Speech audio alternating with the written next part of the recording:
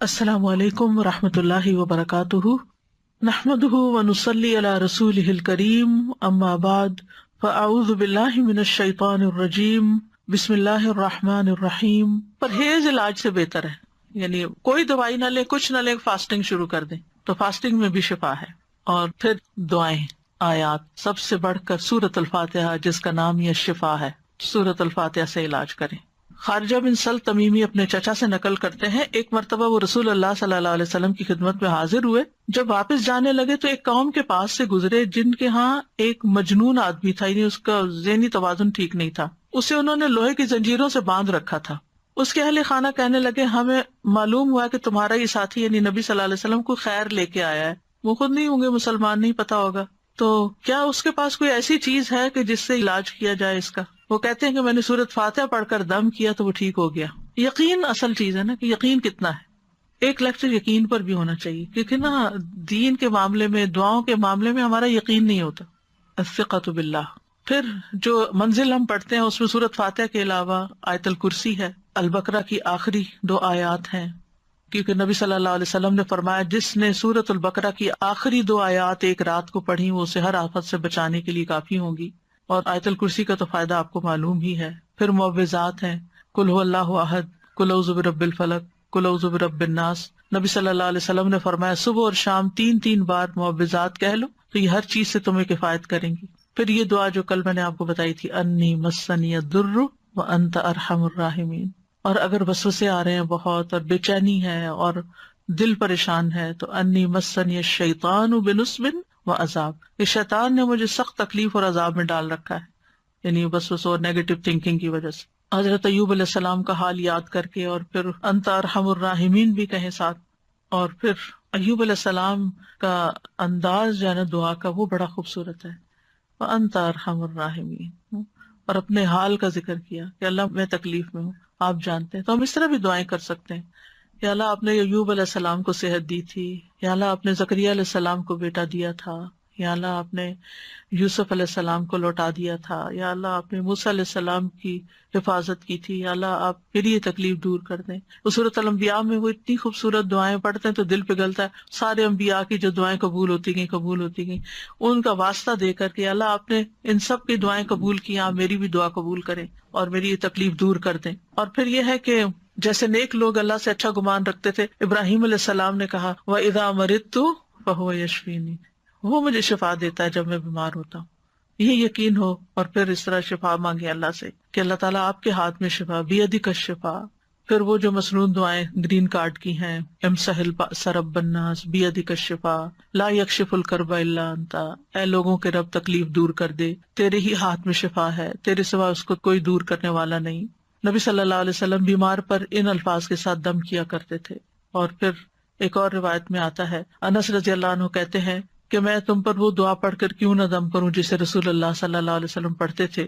تو حضرت ثابت کی طبیعت خراب تھی تو انہوں نے کہا ضرور کیجیے، تو حضرت انس نے ان الفاظ کے ساتھ دم کیا، اللہم رب الناس مذہب البأس اشفی انت الشافی لا شافی الا انت شفاء لا یغادر سقما۔ پھر اسی طرح یہ ہے کہ اگر کوئی جل جائے تو اس کا علاج نبی صلی اللہ علیہ وسلم نے کس طرح کیا۔ ایک خاتون کہتی ہیں کہ میں حبشہ سے واپس آ رہی تھی، مدینہ سے کچھ فاصلے پر تھی، تو کھانا پکانا شروع کیا، لکڑیاں ختم ہوئی تو لکڑیوں کی تلاش میں نکلی تو بچے نے ہانڈی اپنے اوپر گرا لی اور وہ بازو پہ گر گئی اور وہ جل گیا۔ تو وہ پھر لے کے نبی صلی اللہ علیہ وسلم کی خدمت میں حاضر ہوئی، کہا اللہ کے رسول صلی اللہ علیہ وسلم، میرے ماں باپ آپ پہ قربان، یہ محمد بن حاتم ہیں اور ان کے ساتھ یہ ہوا ہے۔ تو آپ نے اپنا لعاب دہن ڈالا اور سر پہ ہاتھ پھیرا اور برکت کی دعا کی، اور اس جلی ہوئی جگہ پر لعاب دہن ڈالتے جاتے تھے اور ساتھ یہ دعا پڑھتے تھے، اذہب البأس رب الناس واشفی انت الشافی لا شفاء الا شفاؤک اشفی شفاء لا یغادر سقما۔ اور پچھلے دنوں ایک پوسٹ آپ نے بھی شاید دیکھی ہو جس میں وہ کوئی حکیم یا طبیب ایسی ریکمینڈ کرتا ہے کہ اگر کوئی شخص صبح کے وقت اپنا پہلا لعاب اپنی آنکھوں کے اندر لگاتا ہے تو اس کی آنکھوں کی بینائی تیز ہو جاتی ہے اور بیماریاں دور ہوتے ہیں۔ بہرحال لعاب کے اندر بھی اللہ نے شفا رکھی ہے۔ اور پھر اسی طرح خود کو تکلیف ہو، اور یہ تو میں نے بہت دفعہ آزمایا ہے کہ درد کی جگہ پر ہاتھ رکھ کے انسان 3 دفعہ بسم اللہ پڑھے اور 7 دفعہ اعوذ بعزت اللہ وقدرتی من شر ما اجد واحاذر. بہت ہی خوبصورت دعا ہے اور بہت جلد تکلیف دور ہوتی ہے. خاص طور پہ اگر گھٹنوں وغیرہ میں تکلیف ہے تو آپ ان کو کلونجی کے آئل سے رب بھی کرتے جائیں اور یہ دعا پڑھتے جائیں تو انشاءاللہ ٹھیک ہو جائیں گے. پھر اسی طرح اگر کہیں پھوڑا پھنسی ہے چھوٹا موٹا تو اس پر نبی صلی اللہ علیہ وسلم یہ دعا پڑھتے تھے، بسم اللہ تربت اردنا بریقت بعدنا لیشفى به سقیمنا باذن ربنا. اللہ کے نام کے ساتھ ہماری زمین کی مٹی، یعنی جس زمین پہ انسان رہتا ہے وہیں کی مٹی لے سکتا ہے اگر مدینہ کی مٹی نہ ہو، ہمارے رب کے حکم سے ہم میں سے بعض کے لعاب کے ساتھ ہمارے بیمار کو شفا دی جائے. یعنی وہاں پر کوئی بڑی بڑی فارمیسیز نہیں تھی، کوئی اور علاج کے لیے ہاسپٹل نہیں تھے، تو یہی چیزیں جو تھیں نبی صلی اللہ علیہ وسلم نے عملاً کر کے دکھائیں اور لوگوں کو فائدہ بھی پہنچا. تو نبی صلی اللہ علیہ وسلم کسی کے جسم پر کوئی پھوڑا، کوئی زخم، کوئی تکلیف ہوتی تو لعاب کے ساتھ مٹی لگا کے اس جگہ پر لگا دیتے تھے. اور راکھ کا لگانا جو ہے، آپ صلی اللہ علیہ وسلم کو جب جنگ احد میں آپ کو تکلیف پہنچی تھی تو حضرت فاطمہ نے چٹائی جلا کے اس کی راکھ جو تھی وہ وہاں لگا کے تو پٹی کی تھی، تو اس میں بھی اللہ تعالیٰ نے شفا رکھی ہے. اور پھر اسی طرح تکلیف اور پریشانی کے وقت کی جو عام دعائیں ہیں وہ بھی پڑھنی چاہیے. یا حیو یا قیوم برحمتک استغیث اللہ اللہ ربی لا اشرک بہ شیئا. پھر اسی طرح لا الہ الا انت سبحانک انی کنت من الظالمین. پھر نبی صلی اللہ علیہ وسلم جب کرب اور تکلیف اور پریشانی اور بے چینی ہوتی تھی اس وقت پڑھتے تھے لا الہ الا اللہ العظیم الحلیم، لا الہ الا اللہ رب العرش العظیم، لا الہ الا اللہ رب السماوات و رب الارض و رب العرش الکریم. یعنی عرش سب سے بڑی چیز ہے نا مخلوقات میں سے، تو اس کے رب کا واسطہ دے کر پھر دعا کرتے تھے. پھر اسی طرح عافیت کی دعائیں بھی مانگنی چاہیے کہ اللہ تعالیٰ بیماریوں سے محفوظ رکھ، خاص طور پر جب کوئی وبا وغیرہ پھیلی ہو یا آپ کسی بیمار کو دیکھیں یا ہاسپٹل میں جائیں یا کسی کی تیمارداری کرنے جائیں. ویسے بھی صبح شام 3 دفعہ اللہم عافنی فی بدنی، اللہم عافنی فی سمعی، اللہم عافنی فی بصری، لا الہ الا انت. پھر اللہم انی اعوذ بک من زوال نعمتک وتحول عافیتک وفجاءۃ نقمتک وجمیع سخطک. اے اللہ بے شک میں تیری پناہ لیتا ہوں اس بات سے کہ تیری دی ہوئی کوئی نعمت مجھ سے چھن جائے اور تیری دی ہوئی عافیت پلٹ جائے اور کوئی ناگہانی عذاب آ جائے، اور میں تیری تمام ناراضگیوں سے تیری پناہ لیتا ہوں. اور پھر اللہم انی اعوذ بک من جہد البلاء ودرک الشقاء وسوء القضاء وشماتۃ الاعداء.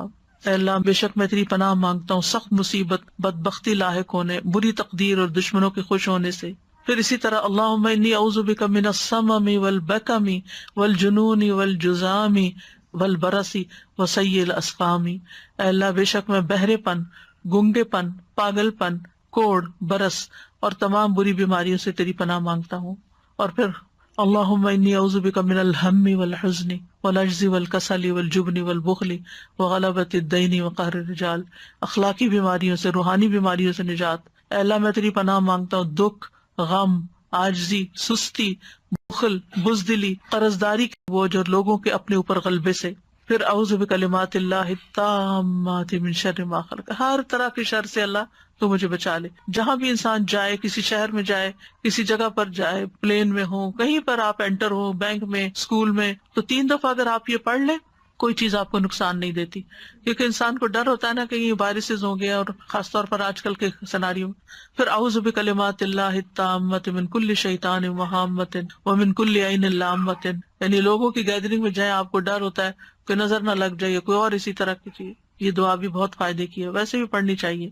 اور پھر شیطانی وسوسے سے اگر بہت نیگیٹو تھنکنگ ہو رہی ہو اور بہت برے برے خیالات آ رہے ہوں، کسی کے بارے میں کوئی بات بہت بری ستا رہی ہو، تو اعوذ بکلمات اللہ التامات من غضبہ وعقابہ وشر عبادہ ومن ھمزات الشیاطین وان یحضرون. خاص طور پہ برا خواب آنے کے بعد اگر دل پہ بار بار پریشانی کا خیال آ رہا ہے، بار بار آ رہا ہے، تو اس کو بھی جھٹکنے کے لیے یہ دعا پڑھی جا سکتی. تو اللہ تعالیٰ محفوظ رکھیں گے. بس آخر میں چند موٹی موٹی باتیں کہ اگر آپ کسی بیمار کے پاس جائیں تو کن چیزوں کا خیال رکھیں، کیونکہ مریضوں کی عادت کا حکم دیا گیا ہے، کیونکہ اس سے انسان کو اپنی نعمتیں یاد آتی ہیں اور انسان کو آخرت کی یاد آتی ہے. اور مسلمان کی عادت جو ہے وہ دوسرے مسلمان پر حق ہے، خاص طور پر اگر کوئی قریبی لوگوں میں سے ہو. نبی صلی اللہ علیہ وسلم نے فرمایا جب کوئی شخص اپنے کسی مسلمان بھائی کی عادت کرتا ہے تو وہ جنت کے باغات میں چلتا ہے یہاں تک کہ بیٹھ جائے. اس کے بیٹھنے پر اللہ کی رحمت اسے ڈھانپ لیتی ہے. اگر واقعی عادت کی نیت سے کسی کے پاس جاتے ہیں اور عبادت کی نیت سے. اور اگر صبح کے وقت جائے تو شام تک 70,000 فرشتے اس کے لیے دعائیں بخشش کرتے ہیں، اور شام کو جائے تو صبح تک، یعنی اتنا بڑا اجر و ثواب ہے۔ اور عیادت نہ کرنے والوں کی مذمت کی گئی ہے۔ اللہ تعالیٰ قیامت کے دن فرمائیں گے کہ میرا فلاں بندہ بیمار تھا، تو نے اس کی عیادت نہیں کی، یعنی تم نے اس کا حال ہی نہیں پوچھا، اگر تو اس کی عیادت کرتا تو مجھے اس کے پاس پاتا۔ عیادت کرتے وقت اسے اجر کی خوشخبری دی جاتی ہے، اور مریض کو دعا دے کر خوش کریں، ہو سکے اس کو دم کر دیں اور دعا کا کارڈ دے دیں، کوئی بھی ایسی چیز اس کو بتائیں کہ یہ بیماری اس کے درجات کی بلندی کا ذریعہ، اچھی باتیں کریں، حوصلہ افزائی کریں، غم گساری کریں۔ اور عیادت کے وقت کی دعاؤں میں لا بأس طہور انشاءاللہ، کوئی بات نہیں، ٹھیک ہو جاؤ گے، سب صاف ہو جائے گا۔ اگر اور دعائیں آپ کو لمبی چوڑی نہیں بھی آتی تو سورۃ فاتحہ تو سب کو آتی ہے، سورۃ فاتحہ پڑھ کے دم کر دیں، معوذات پڑھ کے دم کر دیں، اور پھر اسأل اللہ العظیم رب العرش العظیم ان یشفیک 7 دفعہ پڑھ کے آپ اس پہ دم کر دیں۔ نبی صلی اللہ علیہ وسلم نے فرمایا جو مسلمان کسی بیمار کی عادت کے لیے اس کے پاس آئے جس کی موت کا وقت نہ آیا ہو، اور 7 مرتبہ یہ پڑھے تو اللہ تعالیٰ اس کو شفا عطا کر دیتا ہے۔ تو یہ بیمار کے لیے پڑھنی چاہیے۔ پھر اللہم اشف فلان، اگر دور بیٹھے ہیں تو دور سے دعائیں کر دیں، اور دیگر بھی اذہب البأس اور مذہب البأس، اور یہ ساری دعائیں جو پہلے میں آپ کو بتا چکی ہوں دیگر بیماریوں کے علاج میں، یہ دعائیں گرین کارڈ پہ لکھی ہوئی ہیں، ان سب کا بھی، یعنی اگر آپ کے پاس زبانی یاد نہیں تو دیکھ کے بھی آپ ان کو پڑھ سکتے ہیں۔ اور ساتھ اپنے لیے بھی ایک دعا مانگیں کہ اللہ مجھے اس سے عافیت میں رکھنا، یعنی الحمدللہ الذی عافانی مما ابتلاک بہ وفضلنی علی کثیر ممن خلق تفضیلا۔